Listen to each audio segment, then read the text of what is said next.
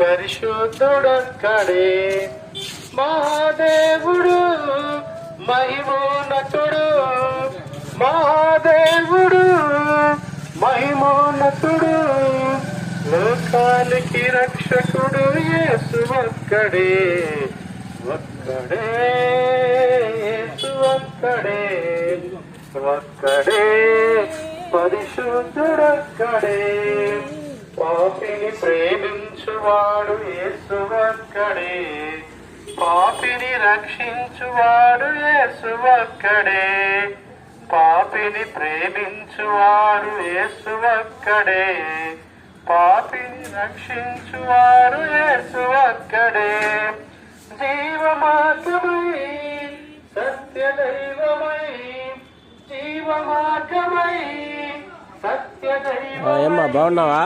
మోక్షానికి చేర్చువాడు యేసు ఒక్కడే, ఒక్కడే యేసు ఒక్కడే, మేమే ఎప్పుడు వచ్చేది? అద్వితీయ దేవుడు యేసు ఒక్కడే, అద్భుతములు చేయువాడు యేసు ఒక్కడే, అద్వితీయ దేవుడు యేసు ఒక్కడే, అద్భుతములు చేయువాడు యేసు ఒక్కడే, ఆదరించి ఆశ్రయమిచ్చి, ఆదరించి ఆశ్రయమిచ్చి అనుక్షణం కాపాడు చదివిస్తా ఉన్నాయి. ఆజ్ఞ అంటే మనం ఏదైనా ఒక మాట చెప్పినప్పుడు అది మీరటము పాపముగా బైబిల్ పరిగణించబడతా ఉంది. కనుక దేవుడు మానవుని ఎంతో ప్రేమించి ఆ మానవుణ్ణి తన చేతులతో నిర్మించి తన యొక్క జీవాన్ని మానవునికి దేవుడు పోసి ఉన్నాడు. అంత మాత్రమే కాకుండా ఆ మానవుడు దేవునితో ఎల్లప్పుడూ ఉండాలని, దేవుని ఘనపరచాలని, మహిమపరచాలని ఆ దేవాతి దేవుడు మానవుని ఎత్తు నుంచి ఆశించాడు. అదే రీతిగా ఉంటున్న యొక్క మానవుడు ఒకానొక సమయంలో దేవుడు ఏదైతే చెప్పినాడో ఆ ఆజ్ఞను మీరి దేవునికి పాపము చేసి ఉన్నాడు. కనుక ఆ పాపం వలన ఏమొస్తుంది అంటే, పాపం వలన వచ్చు జీతం ఏంటంటే మరణముగా బైబిల్ సెలవిస్తా ఉంది. కనుక ఆ మరణాన్ని తప్పించడానికి ఇక వేరే మార్గం ఏమీ లేక దేవాతి దేవుడే మరణాన్ని శాసనముగా చేశారు. కనుక ఆయనే ఆ మరణాన్ని జయించడానికి తయారు చేసిన ఆ దేవుడే మానవునిగా వచ్చి ఆ మరణానికి ఉన్నటువంటి బలమును తీసివేసి, ఆ పాపములకు ఉన్నటువంటి బలమును తీసివేసి మానవుణ్ణి పరిశుద్ధునిగా చేసి ఆ దేవుడు తనతో ఉండాలని మానవుణ్ణి ఏర్పాటు చేసుకుని ఉన్నాడు. కనుకనే ఆయన ఈ లోకానికి 2025 సంవత్సరాల క్రితం నరుడిగా వచ్చి మన ప్రతి ఒక్క మానవుని కోసం ఆయన చనిపోయి సమాధి చేయబడి తిరిగి లేచి నృత్యం చేయడి పాపములకున్నటువంటి ఆ యొక్క వెలను, ఆ యొక్క బలమును తీసివేసి ప్రతి ఒక్క వ్యక్తి మరణం నుంచి తప్పించబడాలని తన ఎద్దుకు వచ్చి ప్రతి ఒక్కరికి ఆయన ఆ గొప్ప బహుమానం ఇవ్వాలని ఆశతో ఈ లోకములు ప్రతి ఒక్కరిని ప్రేమతో పిలుస్తూ ఉన్నాడు. కనుక ప్రియ సహోదరి సహోదరులారా, సత్యమును గ్రహించండి. యేసు క్రీస్తును వినరక్షకుడుగా ఎరిగి ఉంటే మీరు ఆయన ఎద్దుకు వచ్చి దేవా ఇదిగో నా పాపములు క్షమించమని అడిగితే ఆయన మనందరినీ పాపములు క్షమించి తన కుమారులుగా స్వీకరిస్తా ఉన్నాడు. కనుక ఎందరూ దేవుని పిల్లలు అవుతారో వారందరూ దేవునితో ఉండటానికి గొప్ప అవకాశం దేవుడు ఇవ్వబోతూ ఉన్నాడు. వారు పరలోక రాజ్యంలో యుగ యుగాలు మనము వారితో దేవునితో జీవించబోతూ ఉన్నాం. కనుక ప్రియ సహోదరి సహోదరులారా, మన ముందు 2 మార్గాలు ఉంటాయి. ఒకటి జీవ మార్గము, రెండోది నరక మార్గము. కనుక ఏ మార్గమును మీరు చూస్ చేసుకుంటారో, ఏ మార్గమును మీరు ప్రయాణం చేస్తారో అది మీ చాయిస్. కనుక సత్యమును బోధించిన తర్వాత సత్యాన్ని గ్రహించి సర్వసత్యమును నడిపించబడి దేవుని తెలుసుకుంటే దేవాది దేవుడు మిమ్మల్ని నిత్య జీవంలోకి నడిపిస్తా ఉంటాడు. ఒకవేళ మనం సత్యం తెలుసుకోకపోతే ఆ నరకంలోకి వెళ్తే అక్కడ వేదన బాధ కలుగుతుంది. కనుక ఇట్టి బాధ వేదన కలగకుండా మనం నిత్యము ప్రభును చేరగరే రాజు వస్తున్నాడు, రాజ్యం తెస్తున్నాడు. త్వరపడి వేగమరే ప్రియులారా, ప్రభును చేరగరే. నన్న యేసు రాజు బహుమానం చేకమానునా వస్తానన్న యేసురాజు రాకమానునా చేస్తానన్న బహుమానం చేకమానునా రారాజు వస్తున్నాడు జనులారా రాజ్యం చేస్తున్నాడు త్వరపడి వేగమురారే ప్రియులారా ప్రభును చేరుగరారే పాపానికి జీతం రెండవ మరణం అగ్నిగుండము అందులోని వేదన పాపానికి జీతం రెండవ మరణం అగ్నిగుండము అందులోని వేదన మహిమతో చేసే మార్గము జీవము అందుకే మహిమతో యేసయ్యను మహిమతో ఈ పాప పరిహారం అందుకే మహిమతో యేసయ్యను పొందుకో ఈ పాప పరిహారం రాజు వస్తున్నాడు జనులారా రాజ్యం తెస్తున్నాడు త్వరపడి వేగమురారే ప్రియులారా ప్రభును చేరగరారే పాపము చెయ్యొద్దురో మహాచేపమయ్యేను ఆ పాప ఫలితము ఈ రోగ బ్రహ్మతలు పాపము చెయ్యొద్దురో మహాచేపమయ్యేను ఆ పాప ఫలితము ఈ రోగ బ్రహ్మతలు యేసయ్య గాయాలు రక్షణకు మార్గం యేసయ్య గాయాలు స్వస్థతకు కారణం అందుకే నమ్మకో యేసయ్యను అందుకే నీ పాప పరిహారం అందుకే నమ్మకో యేసయ్యను అందుకో నీ పాప పరిహారం రాజు వస్తున్నాడు జనులారా రాజ్యం చేస్తున్నాడు త్వరపడి వేగమురారే ప్రియులారా ప్రభును చేరగొరారే వస్తానన్న యేసురాజు రాకమానునా వస్తానన్న బహుమానం చేకమానునా వస్తానన్న యేసురాజు రాకమానునా వస్తానన్న బహుమానం చేకమానునా రాజు వస్తున్నాడు జనులారా రాజ్యం చేస్తున్నాడు త్వరపడి వేగమురారే ప్రియులారా ప్రభును చేరగొరారే కన్ను మూయడం ఖాయం నిన్ను మోయడం ఖాయం కన్ను మూయడం ఖాయం నిన్ను మోయడం ఖాయం కళ్ళు తెరుచుకోనేస్తమా కలుసుకోయని మిత్రమా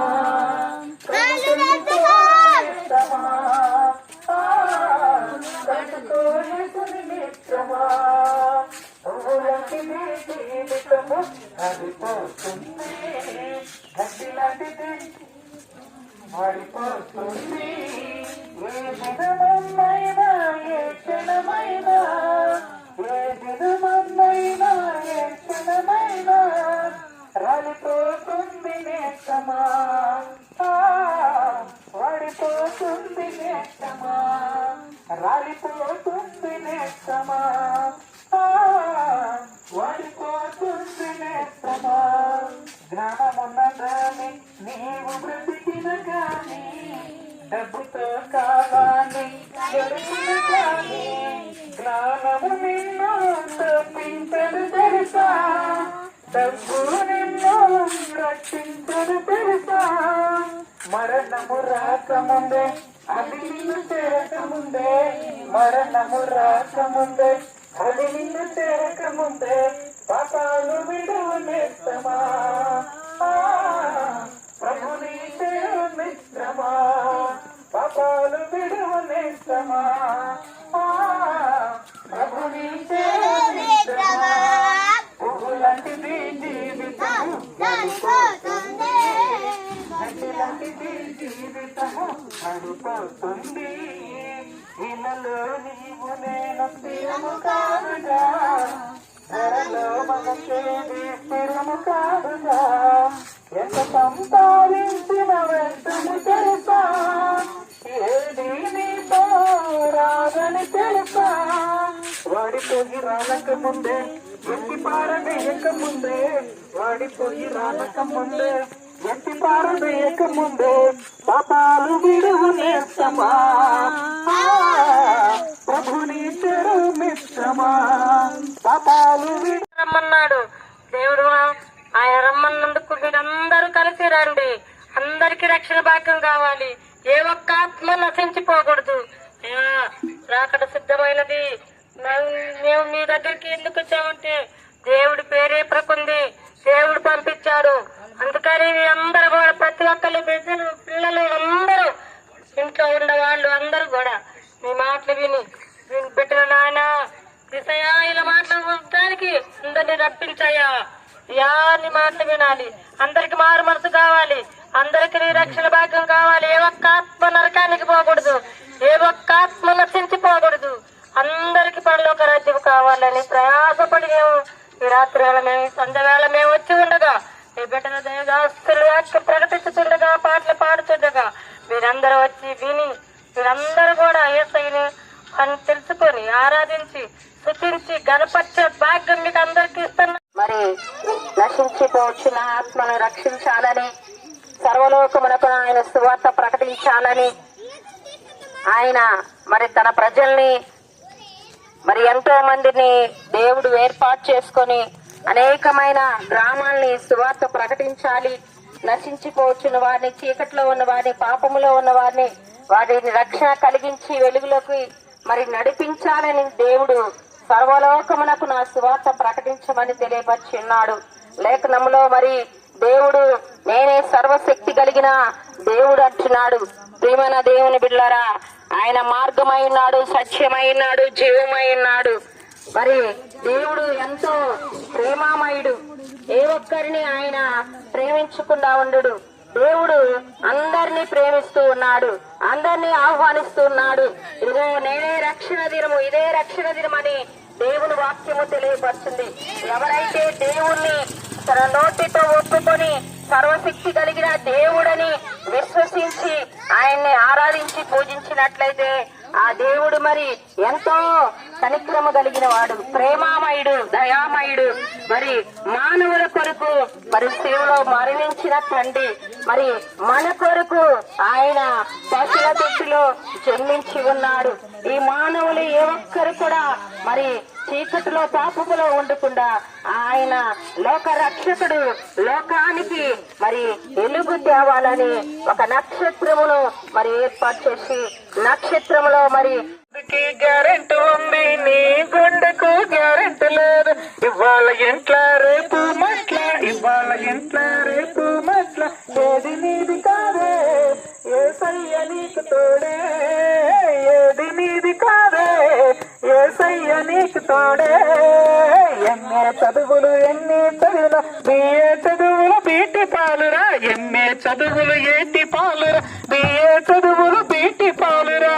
ఇవాళ ఎంట్ల రేపు మట్ల, ఇవాళ ఎంట్ల రేపు మట్ల, ఏది నీది కాదే యేసయ్య నీకు తోడే, ఏది నీది కాదే యేసయ్య నీకు తోడే.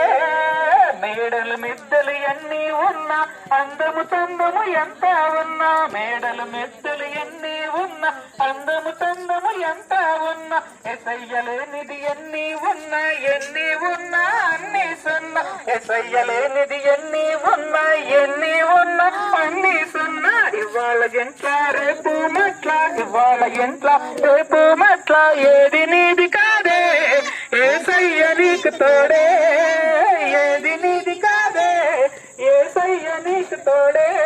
నువ్వు తొడిగే చెప్పుకు గ్యారెంటీ ఉంది, జేబుల పెన్నుకు గ్యారెంటీ ఉంది, తొడిగే చెప్పుకు గ్యారెంటీ ఉంది, జేబుల పెన్నుకు గ్యారెంటీ ఉంది, గుండు సూదికి గ్యారెంటీ ఉంది, నీ గుండెకు గ్యారెంటీ లేదు, గుండు సూదికి గ్యారెంటీ ఉంది, నీ గుండెకు గ్యారెంటీ లేదు. హల్లెలూయా.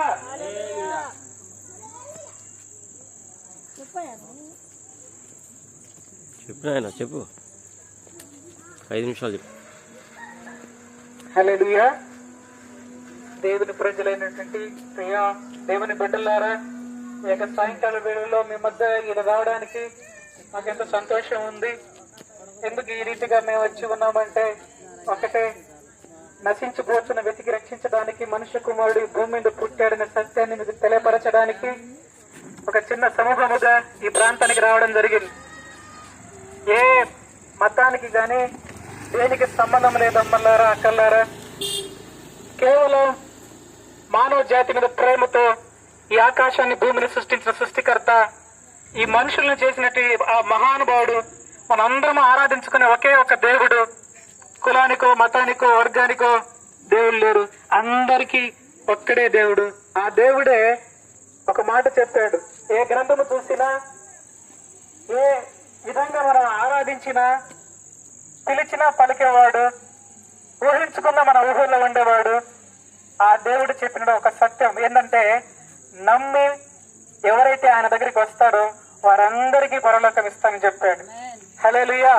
కనుక ఆ యొక్క సత్యాన్ని ఈ ప్రాంత వాసులకి, ఆయన రక్తంలో కడగబడిన బిడ్డలకి, ఆయన చేతితో నిర్మించబడినటువంటి బిడ్డలకి తెలపరచడానికి, ఇదిగో ఆకాశని సృష్టిని, ఈ యొక్క భూమిని సృష్టించే సృష్టికర్త అయినటువంటి దేవుడు ఆయన ఆరాధన చేయకుండా మానవుడి యొక్క చేతి పనుల ద్వారా, చేతి నిర్మాణం ద్వారా వాటిని పూజిస్తుంటే ఆయన బాధపడి, ఇదిగో వాటి ద్వారా మనం నరకానికి వెళ్ళవలసిన వారే ఉన్నప్పటికీ మన పాపం ద్వారా, వ్యసనాల ద్వారా, ఇదిగో తప్పుడు మార్గాలను జీవించడం ద్వారా ఆయన చేతి పని వారంటే అయినటువంటి వారు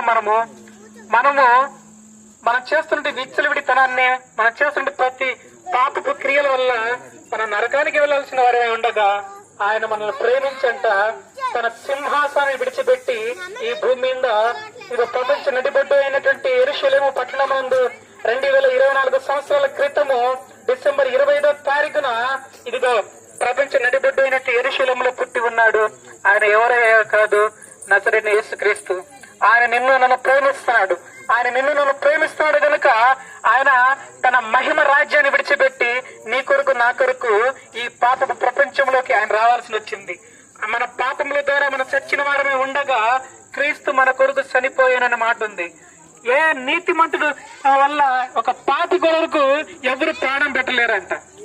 మనం పాపులు ఉండగా మనల్ని ప్రేమించి, మనం పాపం ద్వారా వచ్చే రావాల్సిన శిక్షను అనుభవించకుండా రక్తంతో మన పాపంలో కడిగివేయడానికి అనాది కాలంలోనే దేవుడు ఒక బలియాగమ చేసి ఉన్నాడు. ఆ దేవుడే ఈ రోజు